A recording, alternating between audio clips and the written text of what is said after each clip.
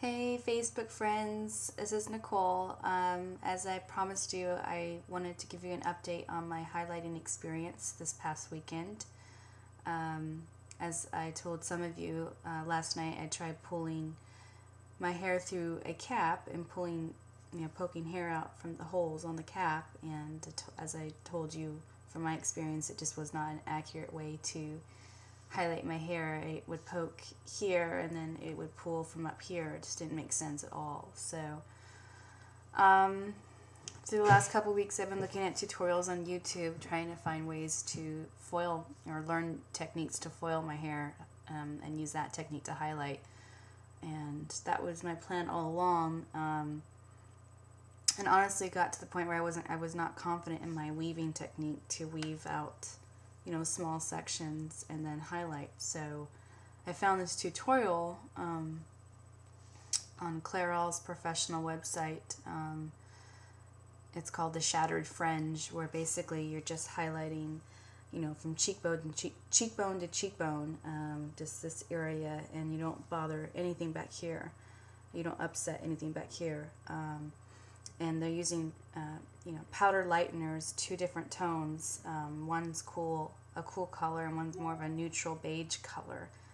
And I've never done foil at all before. I've never even actually used a powder lightener or any kind of lightener before at all. So I've used all over color that's close to my natural hair color. I've used Clairol's Natural Instincts for years.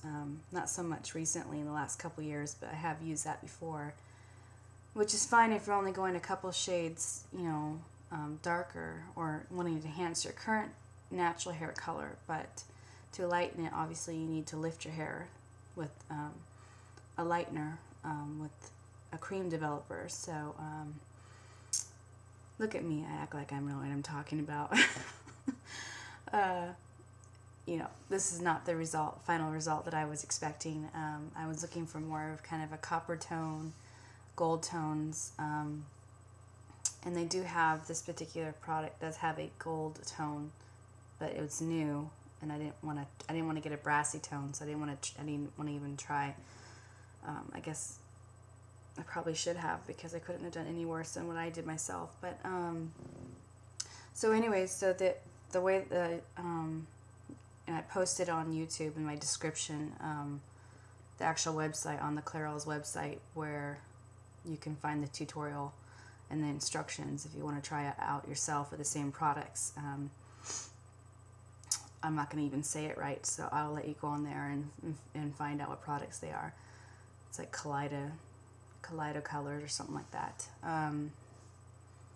So you have this section in these little triangles where you start with the middle, and come up with a triangle like right here and center that, and then create 5 sections adjacent to this. So 2 here and then another 2 here.